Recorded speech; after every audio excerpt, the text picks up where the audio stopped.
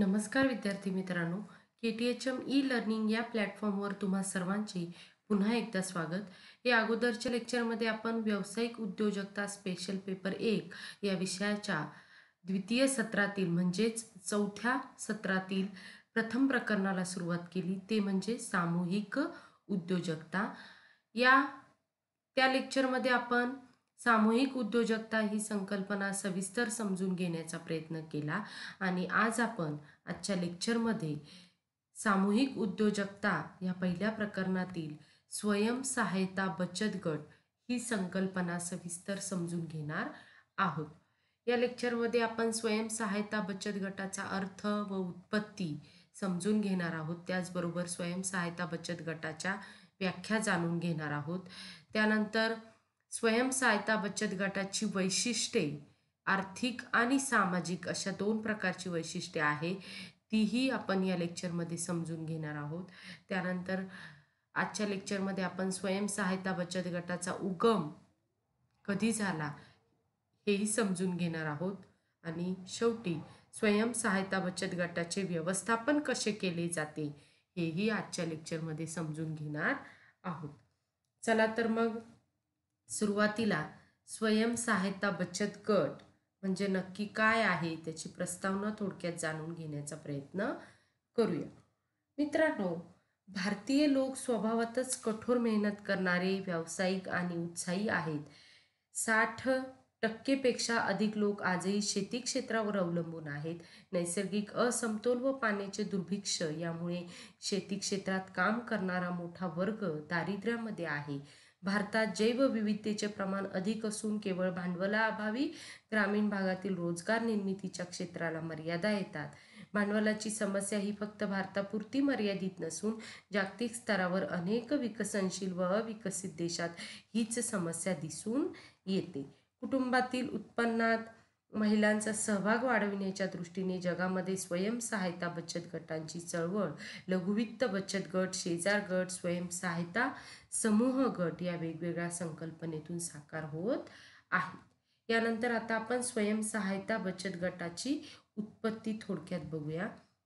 मित्रांनो, बांगलादेशातील चितगाव विद्यापीठातील अर्थशास्त्र विषयाचे प्राध्यापक व जगप्रसिद्ध ग्रामीण बँकेचे प्रणेते सन 2006चे जागतिक शांतता नोबेल पुरस्काराचे मानकरी असणारे प्राध्यापक डॉक्टर मोहम्मद युनूस यांनी प्रथम स्वयंसहायता गटाची मुहूर्तमेढ रोवली.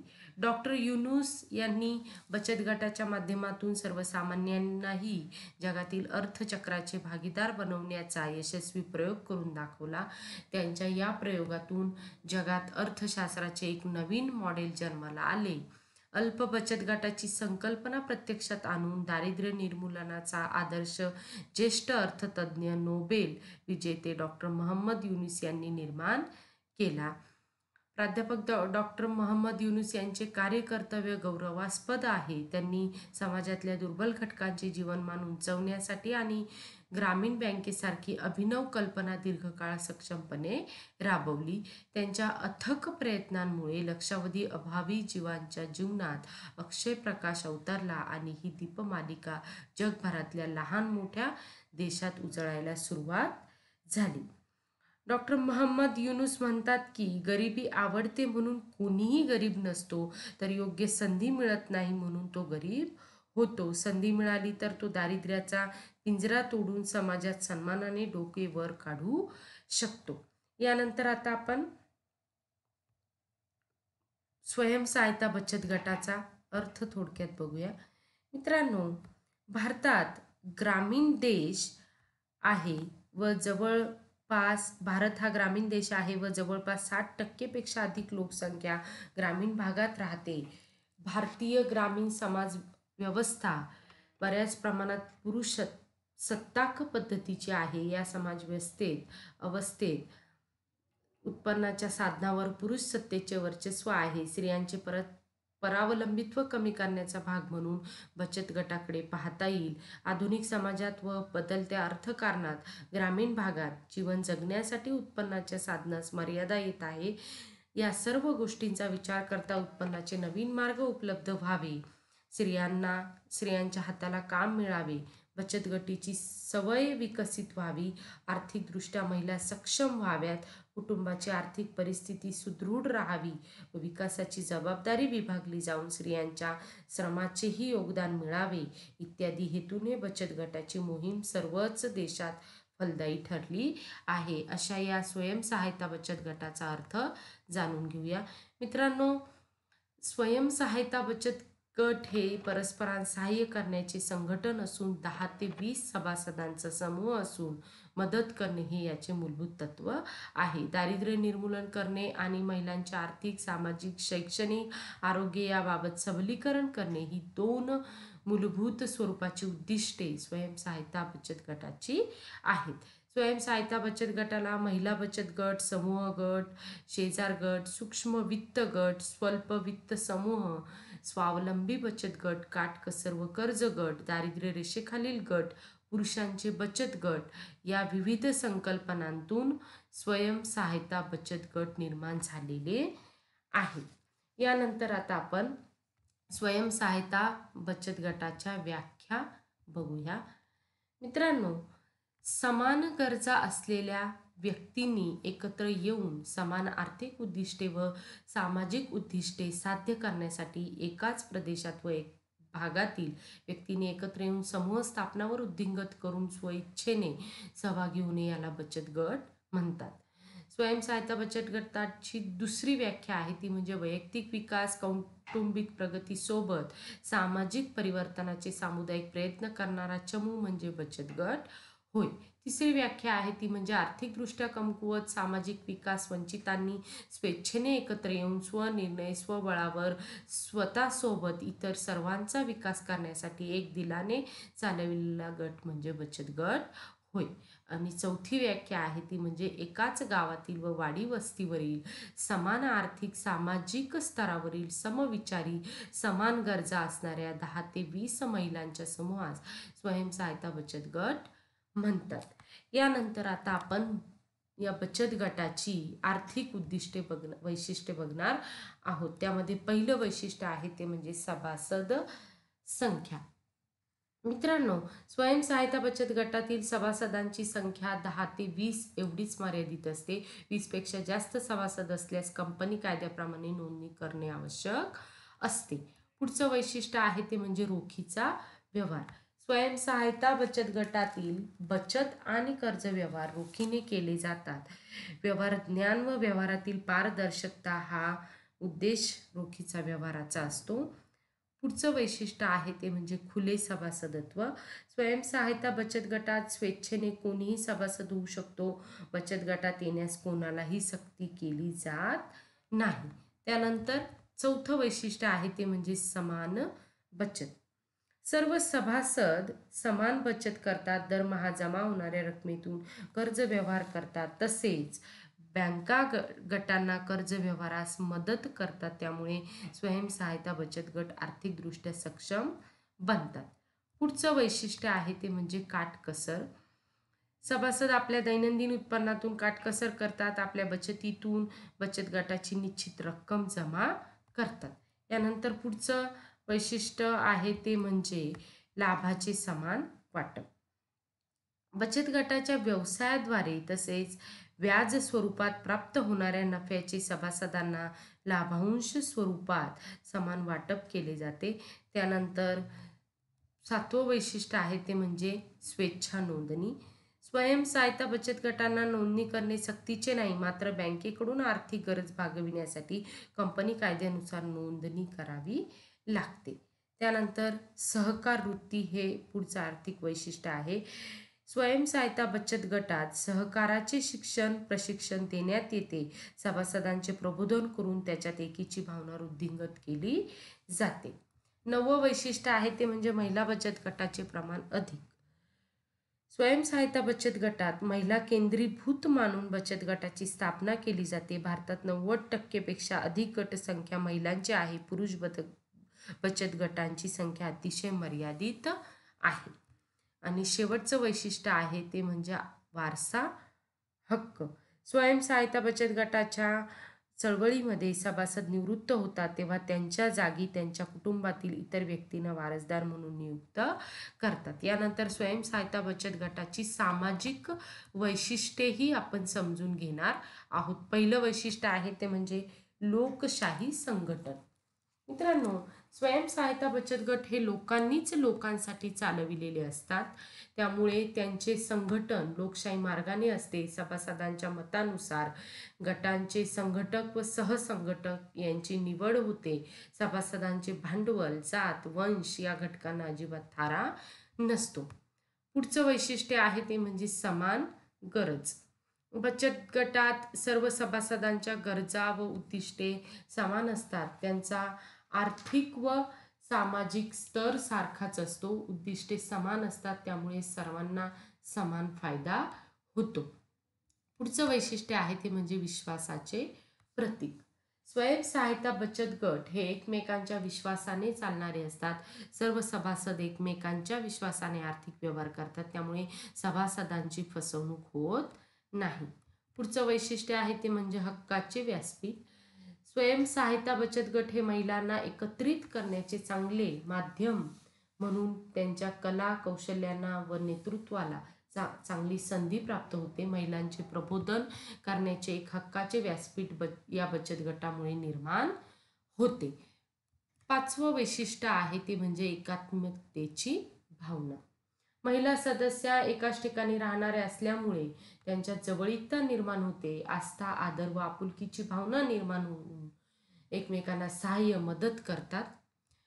स्वयंसहायता बचत गटाची पुढची सामाजिक वैशिष्ट्य आहे ते म्हणजे समाज परिवर्तनाचे साधन.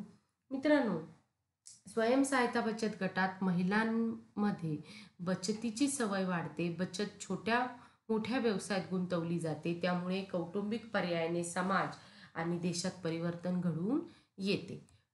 सातवं वैशिष्ट्य आहे सामूहिक शक्ती. स्वयंसहायता बचत गटाच्या माध्यमातून महिला एकत्र येतात. त्यांना हक्काचे व्यासपीठ प्राप्त होते. स्वशक्तीच्या बळावर त्यांना आपले प्रश्न सोडविता येतात. आठवं वैशिष्ट्य आहे ते म्हणजे सुरक्षितता. स्वयंसहायता बचत गटात महिलांना सुरक्षितता प्राप्त होते. सभासद अन्यायास प्रतिकार करण्यासाठी एकत्र येतात. सभासदांना व व्यवसायाला विम्याचे कवच असते. त्यांच्या उत्पादनाला सुरक्षित बाजारपेठ मिळू शकते. त्यानंतर 9वं वैशिष्ट्य आहे ते म्हणजे शासनाचा पुढाकार. महिलांच्या सबलीकरणासाठी स्वयंसहायता बचत गटासाठी शासनाकडून आर्थिक सहाय्य तसेच बचत गटाच्या उत्पादनाला बाजारपेठ मिळवून देण्यासाठी शासन स्तरावर विशेष प्रयत्न केले जातात. त्याचा फायदा बचत गटाला मिळतो. आणि शेवटचं वैशिष्ट्य आहे ते म्हणजे सोयीस्कर संघटन. स्वयंसहायता बचत गट स्थापन करण्याची पद्धत सोपी आहे. बचत गट हे अनौपचारिक संघटन असून नोंदणी करण्याचे बंधन नाही. बचत गटात कोणीही सभासद होऊ शकतो. गटाची स्थापना, निर्णय प्रक्रियेत सर्वांना सहभागी होता येते. यानंतर आता आपण स्वयंसहायता बचत गटाचा उगम या मुद्द्याचा विचार करूया. मित्रांनो, जागतिक स्तरावर स्वयंसहायता बचत गटाची चळवळ लघुवित्त बचत गट, महिला बचत गट या संकल्पनेतून साकार होत आहे. महिला सक्षमीकरणाच्या संकल्पनेतून स्वयंसहायता बचत गटाची निर्मिती झालेली आहे. बांगलादेशात स्वयंसहायता बचत गटाचे मूळ दिसून येते आहे. सन 2006चे जागतिक शांतता नोबेल पुरस्काराचे मानकरी प्राध्यापक डॉक्टर मोहम्मद युनुस यांनी प्रथम ही संकल्पना रूढ करून स्वयंसहायता बचत गटाची मूर्तमेढ रोवली हे आपण यापूर्वीच बघितले आहे. डॉक्टर मोहम्मद युनुस हार्वर्ड विद्यापीठात अर्थशास्त्राची पदवी घेऊन याच विद्यापीठात काही काळ अध्यापनाचे काम केले. मातृभूमीच्या ओढीने 1976 मध्ये ते बांगलादेशात परतले. आपल्या ज्ञानाचा फायदा मायदेशातील विद्यार्थी व समाजाला व्हावा या हेतूने चितगाव विद्यापीठात प्राध्यापक असताना विद्यापीठ परिसरातील गरीब गावकऱ्यांच्या कर्जाच्या प्रश्नाचे निर्मूलन करण्याच्या उद्देशाने त्यांनी कार्यास सुरुवात केली. बांगलादेशात दुष्काळाची आपत्ती कोसळली होती. तसेच खेड्यांमध्ये भयानक दारिद्र्य नजरेत येत होते. चितगाव विद्यापीठाच्या जवळ जोबरा भूमिहीनांच्या गावात महिला आपल्या उदरनिर्वाहासाठी धडपडत होत्या. सावकारी पाशात अडकलेल्या लोकांना कसलाही आर्थिक आधार नव्हता. डॉक्टर मोहम्मद युनूस यांनी जोबरा गावातील 40 जणांना आपल्या खिशातून कर्जरूपात कोणतेही तारण न घेता पैसे दिले. कोणतीही बँक अशा प्रकारची कर्ज देत नव्हती. विशेष म्हणजे अशा विनातारण कर्जाची परतफेड वेळेत करण्यात आली. गरिबांना दिलेली कर्ज बुडणारच ही कल्पना बँकांची होती, परंतु मोहम्मद युनूस यांनी ही कल्पना फोल ठरवली. मित्रांनो, आंतरराष्ट्रीय स्तरावर बांगलादेशातील दारिद्र्य निर्मूलन कार्यक्रमाला संघटनेने पाठिंबा दिला. संयुक्त राष्ट्र संघटनेने विकासाच्या कार्यक्रमात बचत गटावर भर देऊन जागतिक बँक, प्रादेशिक बँक इत्यादींनी गरिबांना दिलेली कर्जे ते पूर्ण रकमेसह वेळेत परत करतात याचा अनुभव जोबरा गावात आला. जगभरातील 150 देशांनी बचत गट चळवळ आपल्या देशामध्ये अंमलात आणली आहे. भारतातील स्वयंसहायता बचत गट चळवळीचा उगम 1991 पासून नियोजनबद्ध सामाजिक आर्थिक विकास घडवून आणण्याचा प्रयत्न केला. एकात्मिक ग्रामीण विकास योजना सर्वप्रथम सूक्ष्म वित्त पुरवठा करणारी योजना होती. ग्रामीण वित्त पुरवठ्याच्या विविध योजनांचे एकत्रीकरण करून 1 एप्रिल 1999 पासून स्वर्ण जयंती ग्राम रोजगार योजना अंतर्गत स्वयंसहायता बचत गटांना प्रोत्साहन देण्यास सुरुवात झाली. त्याद्वारे गरजू व दारिद्र्य रेषेखालील कुटुंबातील सभासदांना कर्ज व अनुदान योजना राबविली. अशा पद्धतीने हे डॉक्टर मोहम्मद युनूस हे प्रेरणास्थान आहे. त्यांनी स्वयंसहायता बचत गटाचा उगम हा घडवून आणला. यानंतर आता आपण स्वयंसहायता बचत गटाचे व्यवस्थापन कसे चालते ते बघण्याचा प्रयत्न करूया. मित्रांनो, स्वयंसहायता बचत गटाची स्थापना करताना प्रारंभी प्रवर्तनाचा टप्पा पार पाडावा लागतो. गावामध्ये किंवा प्रभागामध्ये नव्याने गटांची निर्मिती करण्याकरता प्रबोधन करावे लागते. सर्व प्रयत्न अतिशय कौशल्यपूर्ण केल्यास बचत गटाची स्थापना होत असते. गट निर्मितीमध्ये इतर गटाच्या कार्याचा प्रभाव राहून प्रेरित होऊन चे कार्य सुरू होते. स्वयंसहायता गटाचे कार्य सुरू होते. शासनाने उद्दिष्टनिहाय गट स्थापन केल्यामुळे गट निर्मिती मोठ्या प्रमाणात झाली. प्रवर्तक गट स्थापनेसाठी प्राथमिक सभा घेतात. प्रवर्तक गट स्थापना योजनांची मांडणी करतो. गटाला नाव दिले जाते. पदाधिकाऱ्यांची निवड केली जाते. गटासाठी नियमावली तयार केली जाते. सभासद व पदाधिकारी यांची जबाबदारी निश्चित केली जाते. स्वयंसहायता बचत गटाच्या निर्मितीसाठी ठराव केला जातो. गटाच्या नावाने शिक्के तयार करून घेतले जातात. स्वयंसहायता बचत गटाची स्थापना झाल्यानंतर बँकेत खाते उघडले जाते. स्वयंसहायता बचत गटाची मासिक सभा आयोजित केली जाते. संघटिका सभेचे व्यवस्थापन करते. तसेच सभेच्या सुरुवातीला उपस्थित सभासदांची गणना करून सभा सुरू केली जाते. मागील सभेचे इतिवृत्त सचिव वाचून दाखवितो आणि बहुमताने निर्णय घेऊन तो कायम केला जातो. निश्चित केलेली रक्कम जमा करून घेतली जाते. अशा पद्धतीने हे व्यवस्थापन आहे. तसेच स्वयंसहायता बचत गटातील सभासदांना गरजेनुसार कर्जाचे वाटप केले जाते. आवश्यक कागदपत्रांची पूर्तता केल्यानंतर मासिक सभेमध्ये कर्ज मंजुरीचा प्रस्ताव ठेवून सर्वानुमते कर्ज मंजूर केले जाते. गटांतर्गत कर्ज मंजुरी पत्रक तयार करून संघटिका व सहसंघटिका यांनी सभासदाच्या नावे कर्ज रकमेचा धनादेश लिहून अर्जावर सही करून व शिक्का मारून धनादेश कर्जदार सभासदास दिला जातो. त्यानंतर व्यवहाराच्या नोंदणी गटाच्या दप्तरामध्ये केल्या जातात.